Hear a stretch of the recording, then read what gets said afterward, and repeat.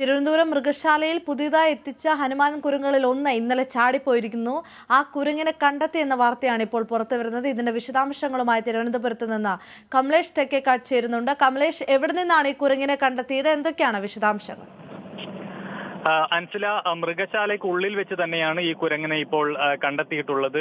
ഏറെ ആശ്വാസകരമായ ഒരു വാർത്തയാണ്. നേരത്തെ നമ്മൾ റിപ്പോർട്ട് ചെയ്തതുപോലെ ഈ കുരങ്ങ് അല്പം അക്രമവാസനയുള്ള ഒരു കുരങ്ങായിരുന്നു.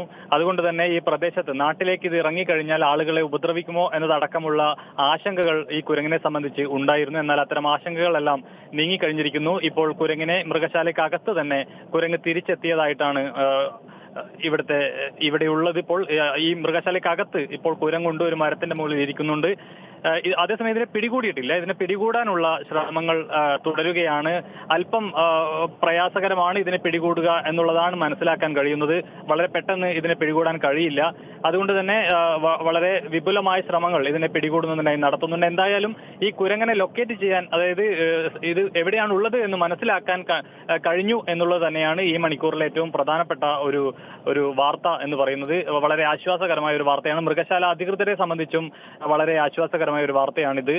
നാളെയാണ് ഈ മന്ത്രിയടക്കം പങ്കെടുക്കുന്ന ചടങ്ങിൽ ഈ പുതുതായി എത്തിച്ച മൃഗങ്ങളെ സന്ദർശകർക്കായി തുറന്നു കൊടുക്കുന്നത്. ഇതിൽ 2 സിംഹങ്ങളടക്കം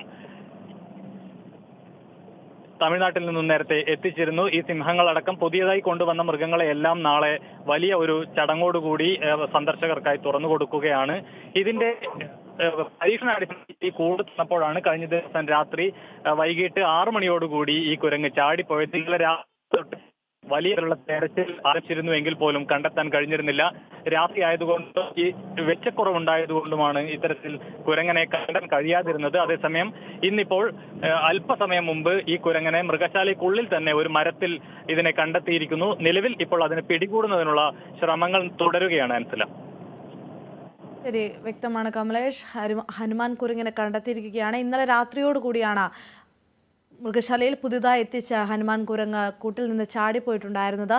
ഇത് വലിയ രീതിയിലുള്ള ഒരു ആശങ്ക പരത്തിയിട്ടുണ്ടായിരുന്നു. അതിനുള്ള പ്രധാന കാരണമെന്ന് പറയുന്നത് ചെറിയ രീതിയിലുള്ള അക്രമവാസന ഉള്ളൊരു കുരങ്ങായിരുന്നു ഇത്.